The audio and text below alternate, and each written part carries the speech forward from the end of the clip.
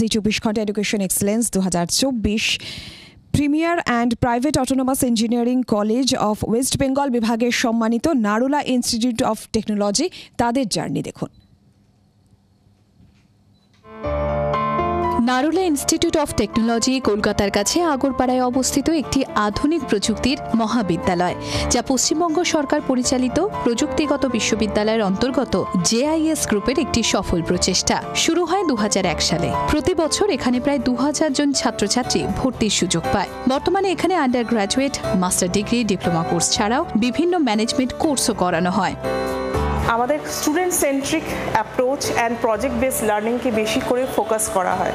আমাদের training placement থেকেই প্লেসমেন্টের আগে বিভিন্ন প্রোগ্রামিং ল্যাঙ্গুয়েজের উপর আলাদা করে ট্রেনিং দেওয়া হয়।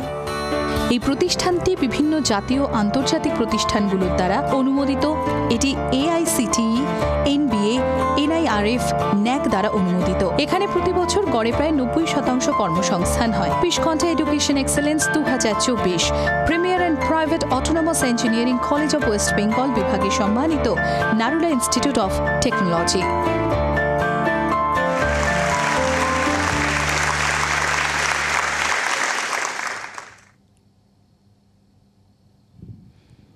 আর এই মুহূর্তে স্টুডিওতে আমার সঙ্গে যারা অতিথিরা উপস্থিত রয়েছেন তাদের সঙ্গে পরিচয় করাই। প্রথমে আমার সঙ্গে রয়েছেন doctor Soumen Banerjee, principal, Narula institute of technology. আর এরই পাশাপাশি আমার সঙ্গে রয়েছে doctor Shubhram Das, HOD, CSA.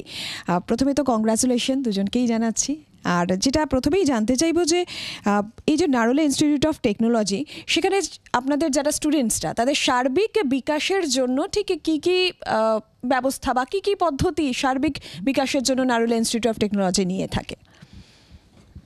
Narula institute of technology যেহেতু একটি শিক্ষা প্রতিষ্ঠান, তো সবচেয়ে প্রথম যেটা আমরা করি সেটা হচ্ছে যে আমাদের কোয়ালিফাইড ফ্যাকাল্টি রিক্রুটমেন্ট।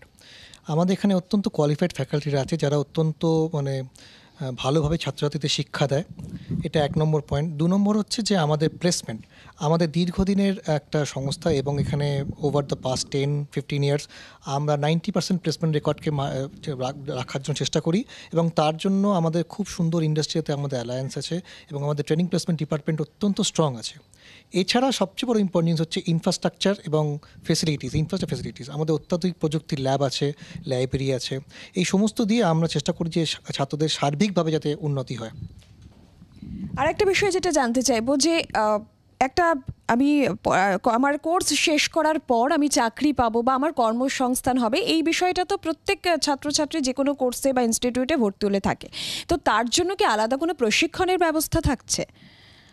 আমাদের একদম প্রথম বর্ষ থেকেই আমাদের একদম কারিকুলামের মতো রেগুলার শিডিউলে আমাদের অ্যাপটিটিউডের ক্লাস ফার্স্ট ইয়ার থেকেই স্টার্ট করে দেওয়া হয় প্রত্যেকটা স্টুডেন্টের জন্য কম্পালসারি, এবং সাথে টেকনিক্যাল যে ট্রেনিং সেটাও ফার্স্ট ইয়ার থেকে স্টার্ট হয়।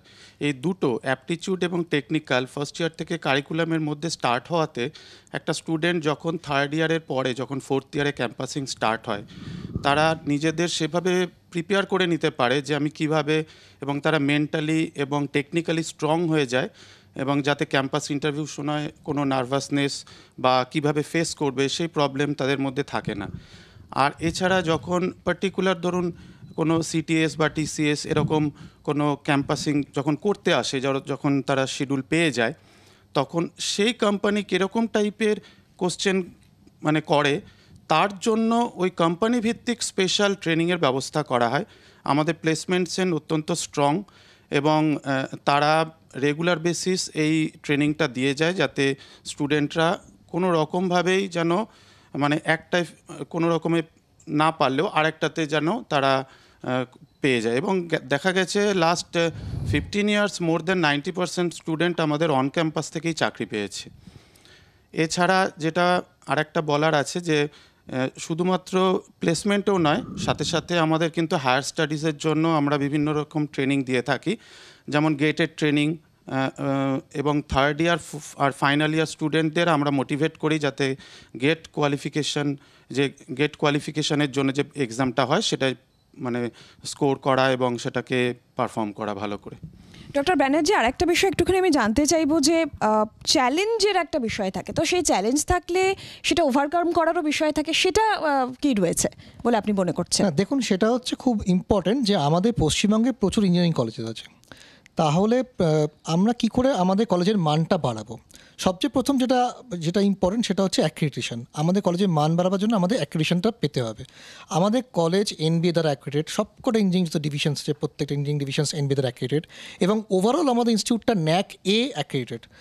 এই অ্যাক্রিডিটেশনের ফলে আমাদের একটা অত্যন্ত হাই স্ট্যান্ডার্ড আমরা মেনটেন করি, এটা 1 নম্বর। 2 নম্বর হচ্ছে যে আমাদের ছাত্রদের প্লেসমেন্টকে আরও কী করে ভালো হতে হয়, তার জন্য যেটা আমরা করি সেটা হচ্ছে যে আমাদের একটা স্ট্রং প্লেসমেন্ট টিম আছে, এবং যেটা ইন্ডাস্ট্রির সাথে একটা অ্যালায়েন্স মেনটেন করে, এবং আমরা এইভাবে চেষ্টা করি যে ছাত্রছাত্রীদেরকে কী করে বেশি তারা ইন্ডাস্ট্রিতে প্লেসড হবে সেটা একটা আমরা প্রচেষ্টা করি। এই দুটো হচ্ছে মেন জিনিস। আর থার্ড হচ্ছে যে আমরা এক্সটার্নাল ফান্ডিং প্রজেক্ট কী করে পাবো। যেমন আমরা আমাদের ইনস্টিটিউশনে ডিএসটি, তারপর ডিপার্টমেন্ট অফ অ্যাটমিক এনার্জি, এসিআরবি, এখান থেকে আমরা বিভিন্ন রকম প্রজেক্ট অ্যাপ্লাই করি, এবং এখানে প্রচুর টাকা আমরা ফান্ড আমাদের ইনস্টিটিউটে পাই। এতে কী হয়, আমাদের রিসার্চ এবং ডেভেলপমেন্ট যে উইংটা আছে এটা অনেকটা স্ট্রং, যার ফলে এই যে চ্যালেঞ্জগুলো আছে যে আমাদের ইনস্টিটিউশনকে কী করে বেটার করবো অন্যদের থেকে, এই তিনটের উপর আমরা বিশেষভাবে স্ট্রেস দিই। আচ্ছা, অনেক ধন্যবাদ আমাদের এখানে আসার জন্য, এবং আরও একবার কংগ্রাচুলেশন অবশ্যই আপনাদের। আর আপনারাও দেখতে থাকুন জি 24 ঘন্টা এডুকেশন এক্সেলেন্স দিনভর। বাংলার আওয়াজ, বাঙালির আবেগ, জি 24 ঘন্টা।